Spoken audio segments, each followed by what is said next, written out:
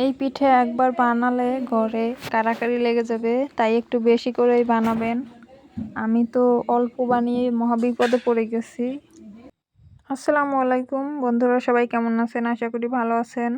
তো এই মজার পিঠেটা বানানোর জন্য আমি এখানে ডিম এবং লবণ নিয়ে নিছি মিক্সার গ্রাইন্ডারে। এরপরে দেখেন এখানে একটা বয়মে ফ্রিজের ভিতর কাঁঠাল ছিল, অনেক দিন আগের কাঁঠাল। তো ফ্রিজের ভিতর এক কোনায় পড়েছিল, আজকে মা ফ্রিজ পরিষ্কার করতে গিয়ে বের করছে। তো কাঁঠাল দিয়ে দিছি, এরপরে দিয়ে দিলাম কিছুটা চিনি। কাঁঠাল যেহেতু মিষ্টি আছে তো এই জন্য চিনি অল্প পরিমাণে দিয়েছি। এরপরে দিয়ে দিলাম আটা, অল্প কিছু আটা দিয়ে তারপর আমি খুব ভালো করে ব্লেন্ডার করে নিব। তো আমার ব্লেন্ডার করা শেষ। দেখেন অনেক সুন্দর একটা ব্যাটার তৈরি হয়েছে, না খুব বেশি পাতলা না খুব বেশি ঘন। এই কাঁঠালের পিঠাটা একবার খেয়ে দেখেন, আপনি এটার ফ্যান হয়ে যাবেন। কি বলবো, মানে এত সুন্দর সুঘ্রাণ হয় পিঠাটায়, আর খেতেও দারুণ মজা। তো আমার ভাই বলতেছে আমি এত কম কেন বানাইছি, আরও কেন বানাই নেই।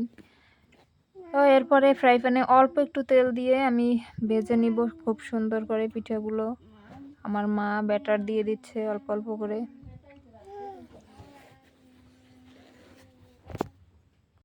চুলার আঁচ কমিয়ে তারপরে পিঠাগুলো ভাজতে হবে, নাহলে পুড়ে যাবে আর ভিতরে কাঁচা থেকে যাবে। তো পিঠাগুলো ভাজার আগেই তেলে দেওয়ার সাথে সাথে এমন সুন্দর একটা ঘ্রাণ বের হয়েছে, মানে কি বলবো। তো কাঁঠাল নষ্ট হয়ে যায়, এই কারণেই আমার মা ফ্রিজে রাখছিল, তখন খাওয়ার মানুষ ছিল না। আর এখন এই কাঁঠাল দিয়ে পিঠা বানিয়ে ভাগেও পাইতেছে না।